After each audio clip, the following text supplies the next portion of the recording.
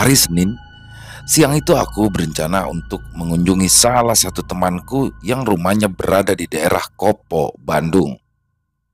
Kala itu aku tidak sendirian. Aku mengunjungi rumah temanku itu bersama pacarku. Sesampainya di rumah temanku itu, kupikir tidak ada hal-hal aneh di sana. Hanya saja, rumah itu memiliki suatu kedamaian tersendiri saat aku memasukinya. Dia dan kedua orang tuanya menghuni rumah di sebuah kompleks ternama di bilangan Kopo. Kedatanganku bersama pacarku disambut hangat oleh ibundanya. Kami pun dipersilakan untuk langsung menuju ke lantai 2 dikarenakan memang tempat di atas adalah ruangan untuk tamu dari teman anaknya. Rumahnya luas juga ya, kataku sambil menyusuri tangga. Sorry, berantakan. Soalnya udah lama banget nih jarang ada tamu kesini. Jawab temanku sambil mempersilakan duduk di sebuah karpet yang sudah disediakan. Mau minum apa? Tanyanya kepadaku dan pacarku. Gak usah ngerepotin lah, yang ada aja. Baik temanku ataupun pacarku sudah mengetahui watakku yang memang orangnya itu suka bercanda. Tapi mereka bisa menerima semua hal tentang diriku ini. Kala itu jam sudah menunjukkan angka 1 pada siang itu. Tanpa terasa kami pun sudah banyak mengobrolkan hal-hal sepele, ngalor ngidul sambil bercanda gurau. "Aa, suruh temannya makan, tapi kita masak dulu," teriak ibunda temanku dari arah bawah. "Ya bu," jawab temanku singkat. "Cak, ikut yuk, masak bareng ibuku. Berhubung ada cewek, kan ada yang bisa bantuin masak," ajakan temanku pada pacarku kala itu. Aku pun mengiyakan saja agar pacarku itu bisa membantu ibunya temanku untuk memasak. Sekejap mata pun mereka berlalu dari hadapanku. Kondisi di ruangan itu memang agak berantakan, tapi ya lumayan bisa membuat diriku terbiasa. Aku mencoba untuk merebahkan badan di lantai kala itu yang tertutup oleh karpet. Enak banget rebahan kayak gini, gumamku. Walaupun kami satu domisili, tapi yang membuatku malas untuk bepergian adalah karena Bandung sekarang sudah macet di mana-mana. Kulihat layar handphoneku sejenak, tidak ada notif. Sudahlah, kupejamkan saja mataku sejenak, menunggu mereka semua selesai masak. Dalam pejaman mata, suara di luar seperti mengusik kepalaku. Seperti suara gemuruh dari anak kecil yang sedang bermain, suara kendaraan, dan lain-lain. Dan kini, suara gemuruh di luaran sana memudar saat diriku mulai terlelap.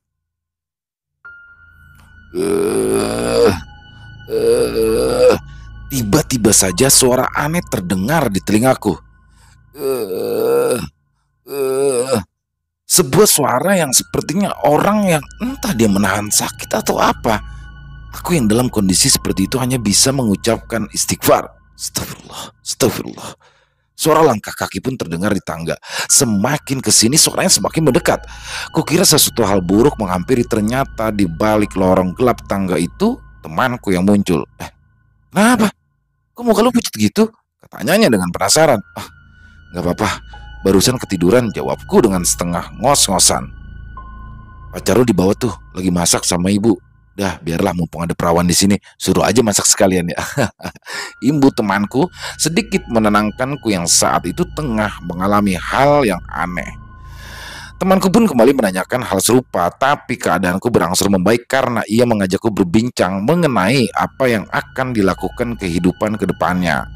Hampir 10 menit berlalu kita mengobrol. Rupanya ibunda temanku memanggilnya kembali ke bawah. Sontak pikiranku pun kembali teringat akan kejadian tadi. Temanku pun berlalu meninggalkan aku yang kala itu termenung sendiri. Mungkin kalau aku dengerin lagu bisa lebih rileks, pikirku. Lalu aku pun mengambil handphone yang sedari tadi tergeletak di samping, mencoba menelusuri daftar lagu yang sudah kususun rapi di perangkat musik. Dengan lantunan musik pop, aku pun mencoba mencairkan suasana tegang dengan cara mengikuti setiap lirik lagu yang sudah kuhafal. Entah, perasaan yang tadi kini kurasakan kembali. Tengkuku terasa berat. Perlahan mataku mulai kembali ingin menutup. Hawanya mulai panas di pundak.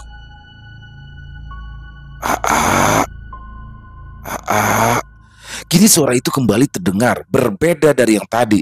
Suara ini mulai bisa terdengar jelas, memanggil AA. Ya, AA adalah sebutan cowok dalam bahasa Sunda.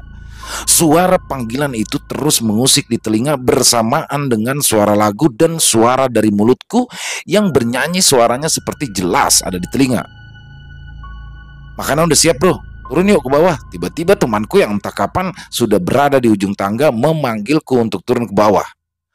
Aku di sini terus saja membatin. Bagaimana mungkin sebuah kejadian yang tak masuk akal itu terjadi dalam kondisi siang hari? Sesampainya di bawah, aku pun mendapati orang tua temanku dan pacarku sudah siap di tempat duduk masing-masing. Mereka menatapku dengan rasa penasaran kalau melihat kondisiku saat itu berbeda jauh saat aku pertama kali datang. Aku yang tadinya periang kini mendadak diam. Aku berencana agar tidak mengganggu acara ini dengan cerita yang telah aku alami tadi, baik kepada temanku, orang tuanya, maupun kepada pacarku. Hingga 5 jam berlalu, memang tak terasa waktu sesempit itu. Kita pun sudah banyak bercerita kemana-mana, seakan waktu tak ingin cepat berjalan saking asiknya mengobrol. Hari pun kala itu mulai sore. Kupikir jika berlama-lama di sini, nanti pulang ke rumah pun akan kemalaman. Soalnya aku harus mengantarkan dulu pacarku ke kos-kosannya yang berada di daerah Setiabudi. Ya, dia adalah mahasiswi salah satu universitas ternama di Bandung. Dan setelah berpamitan kepada teman dan orang tuanya, aku dan pacarku pun melaju dengan menggunakan sepeda motor yang sewaktu tadi berangkat menelusuri jalanan Bandung. Tiap saat kota ini sepertinya selalu saja macet, tapi tak apalah, inilah kota kesayanganku. Dalam perjalanan, aku pun mulai merasakan tidak enak hati. Benar, lampu sepeda motorku mendadak tidak menyala saat kulihat pantulan yang berada di kap belakang mobil depan arahku. "Neng, lampunya mati," ujarku kepada pacarku kala itu. "Nah, tadi kan nyala," jawab pacarku dengan nada yang kaget juga. "Gak apa-apalah, semoga gak ada polisi. Ribet nanti bisa ketilang. Bismillah aja."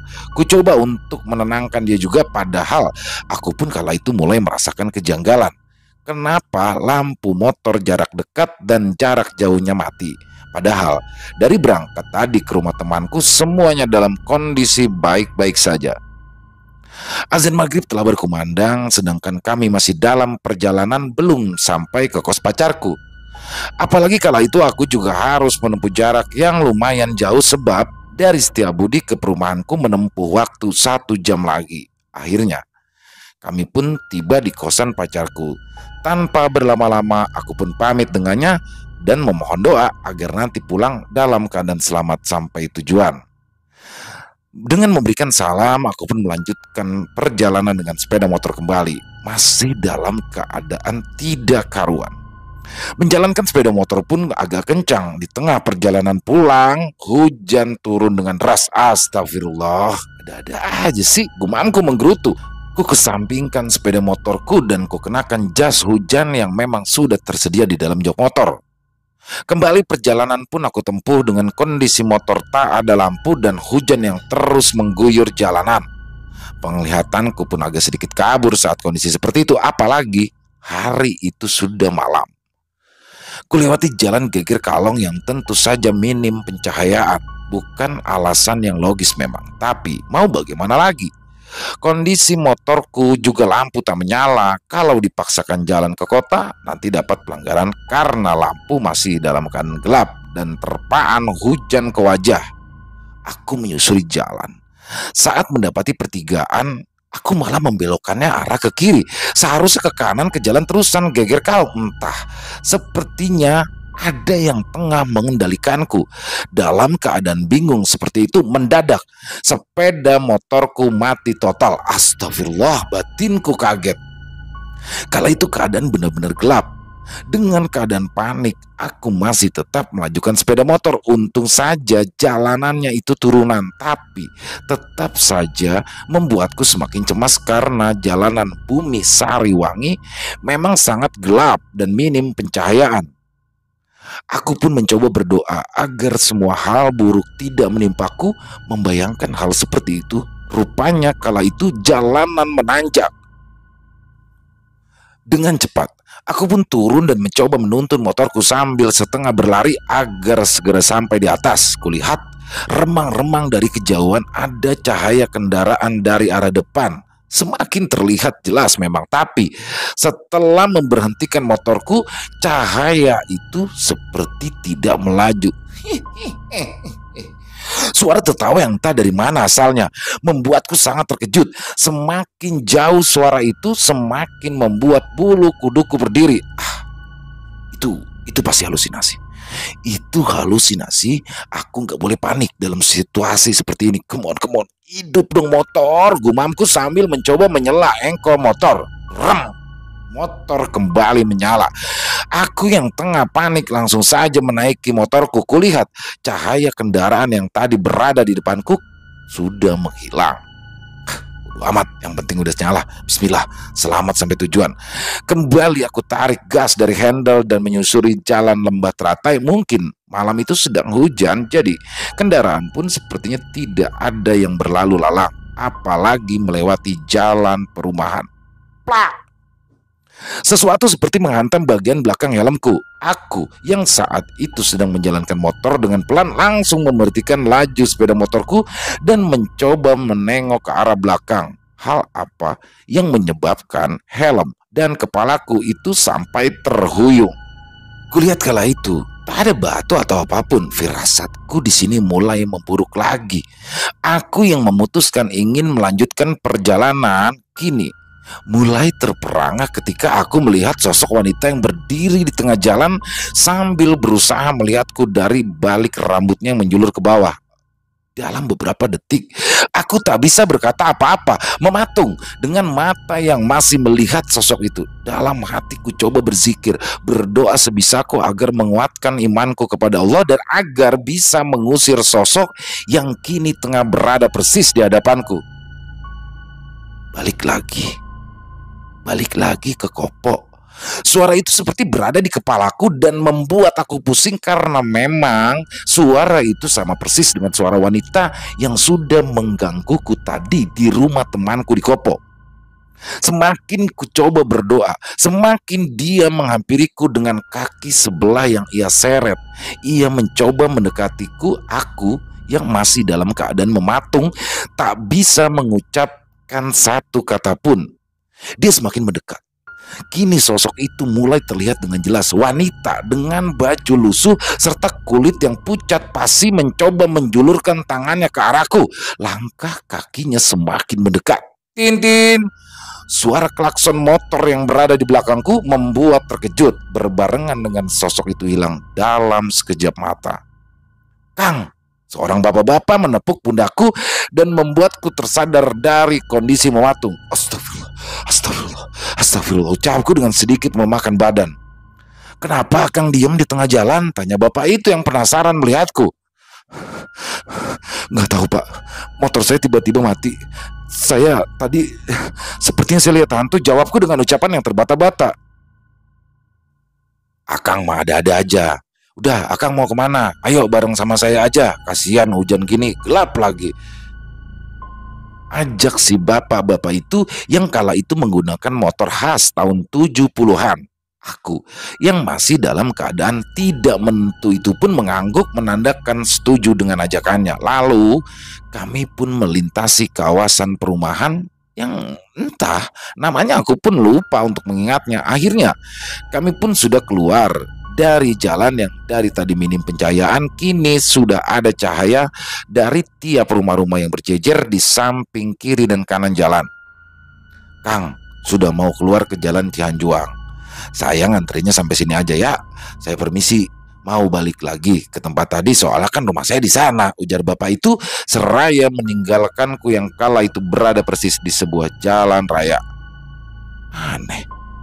Tadi pas ketemu bapak itu kondisi di sana tuh nggak ada rumah sama sekali. Yang ada cuma pohon doang, pikirku sambil terus melanjutkan perjalanan pulang. Hujan pun mulai reda. Dalam perjalananku sudah sedikit lagi sampai tujuan. Tapi kembali pikiranku terganggu oleh kejadian-kejadian aneh yang tadi sudah menimpaku. Dimulai dari suara arangan di ruangan tempat duduk di rumah temanku, dan suara itu berubah menjadi suara perempuan parubaya. Lalu, kondisi motorku yang mendadak lampunya mati. Ada juga kejadian mengherankan mengapa harus melewati jalur kiri, dan kejadian menyeramkan saat melintasi jalan gelap tadi sempat bertemu sosok seram yang sepertinya ia berasal dari rumah temanku dan mengikuti aku pulang. Akhirnya, aku pun sampai di rumah dengan pikiran yang kalut. Setelah membersihkan diri di kamar mandi, kubaringkanlah tubuh yang lelah setelah seharian ini. Bert, bert. Handphoneku bergetar tatkala kulihat ada beberapa chat dari temanku dan pacarku menanyakan perihal apakah aku sudah sampai ke rumah atau belum. Isi chat dari mereka berdua hampir sama, tapi pacarku lebih mengkhawatirkan keadaanku sebab ia tahu bahwa saat aku dari rumah dan menjemput dia di kos hanya sebentar sangat berbeda saat aku pulang dari kos ke rumah malam ini. Aku pun tak ingin menceritakan hal mengerikan itu kepada pacarku. Aku takut ia khawatir, sampai-sampai chattingan itu pun berpindah pada video call. Ia terus menanyakan kondisiku sebab ia juga takut karena tadi motorku tiba-tiba saja mati lampunya. Dan aku memilih jalur ke Geger Kalong Cihanjuang hampir beberapa jam kita kala itu berbincang ke sana kemari, dan kurasa itu membuatku cukup untuk melupakan kejadian mengerikan tadi. Badan yang capek serta mata yang sudah mulai menutup mengakhiri perbincangan kami, aku pun pamit undur diri untuk tidur. Tut, ada panggilan berakhir. Kusimpan handphoneku tepat di samping kiri kasurku dan aku mulai mencoba untuk memejamkan mata ini. Entah berapa menit, aku pun langsung tertidur. Hush.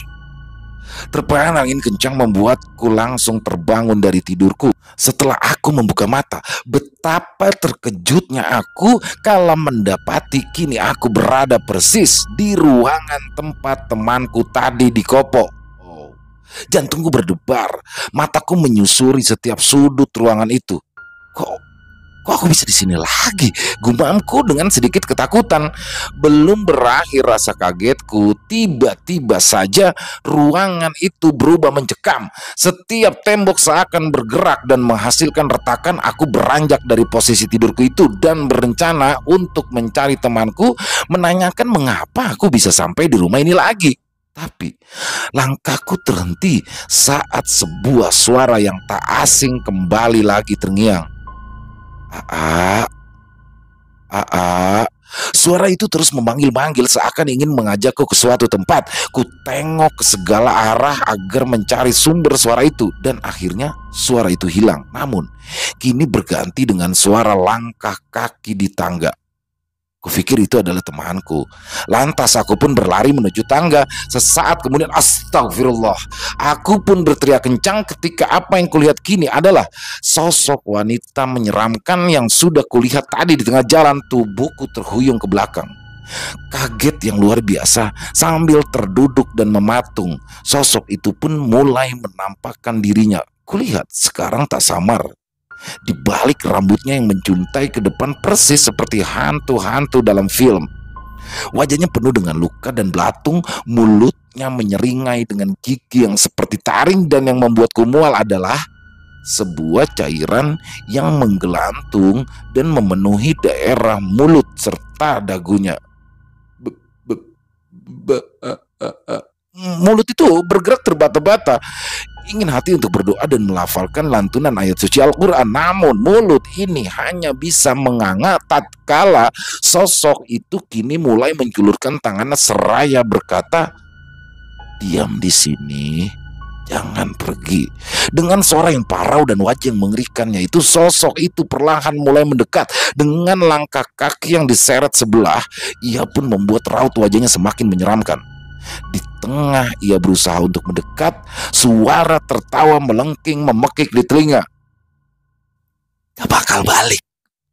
Diam terus di sini. Itu yang berusaha ia katakan seraya tangannya kini mulai mendekat ke arah pundakku. Aku yang terkulai tak bisa bergerak. Didekap oleh tubuh sosok wanita itu. Sekarang ia berada di atas tubuhku. Cairan yang membaluri di mulutnya serta dagunya itu mulai menetes ke wajahku. Bau amis dan busuk dari cairan itu membuatku mual tak tertahankan. Dalam kondisi itu ia mencoba seperti menyerap semua yang ada di dalam diriku. Niat hati ingin memberontak, tapi hanya teriakan kalau itu yang bisa kulakukan. Itu pun hanya bisa mengucap. Semakin ia berusaha menghisap energiku, semakin aku kencang berteriak. Kenapa? Bangun, istighfar. Samar-samar suara itu seperti suara ibuku yang entah dari mana sumbernya. Sosok itu semakin mencengkramkan tangannya di pundakku dengan kuku yang sudah menancap. Allahu Akbar, teriakku dengan sekencang-kencangnya. Aku tersadar dalam keadaan nafas tersengal dan mata yang terbuka lebar. Kulihat kini di hadapanku sudah ada ibu bersama ayahku yang sedari tadi terbangunkan dari tidurnya karena mendengar aku yang berteriak-teriak tak karuan. Mimpi apa lagi? Tanya ibuku sambil memegangi pundakku. Aku tak bisa menjelaskan hal apa yang telah terjadi dalam mimpi itu. Makanya sebelum tidur itu berdoa dulu. Lagian tadi main kemana sih? Sampai ke bawah mimpi gitu, ujar ibuku lagi seraya mencoba menenangkanku dan menyuruhku untuk kembali beristirahat. Memang semua keluargaku mengetahui jika aku ini memiliki keanehan. Sudah dari kecil, jika aku mengunjungi suatu tempat, pasti sepulangnya akan ada hal yang tak masuk akal terjadi.